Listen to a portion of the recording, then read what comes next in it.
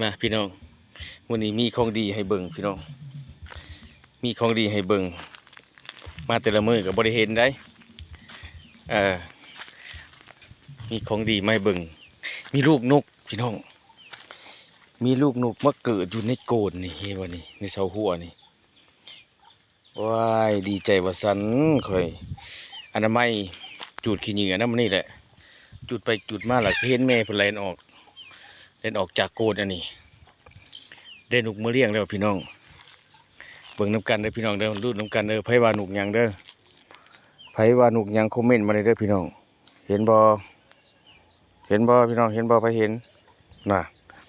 หาโตผู้ใดโอ้ยได้เลี้ยงเด้อเสียวเมื่อให้ลูกป้อนคักเลยพี่น้อง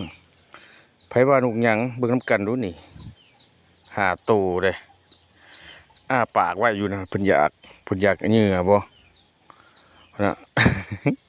งามดีเว้ยเพื่อเพิ่นมาเฮ็ดใส่ในรักหัวเฮานี่เด้เพราะว่าเฮาอนามัยมันจูดหญ้าอนามัยมันหกกลายยันงูตามคันนองนี่เนาะแต่เห็นแม่เพิ่นปุดออกนี่สับนิ้วโป้งมือนี่พี่น้องเอ้ยมันเป็นนกอีหยังไปฮู้คอมเมนต์มาได้เด้อนี่หักแต่ว่าข่อยว่าสิขึ้นนกแต่ปูนไผว่าคือข่อยอยู่บ่เขาว่านกแต่ปูนนี่งามเท่าไหร่ โอ้ยคักได้เลี้ยงแล้วได้เลี้ยงแล้วนี่สิได้เลี้ยงเพื่อนละนี่ดีใจประสันเสียมือให้ลูกป้อนอยู่เพื่อนเลี้ยงเอาตามที่เลี้ยงผ่านมาพี่น้องเป็นราคาได้นกแต่ปูนนี่แต่ว่าก็ไปฮู้ว่าคอมเมนต์มากันได้ว่าเป็นนกหยัง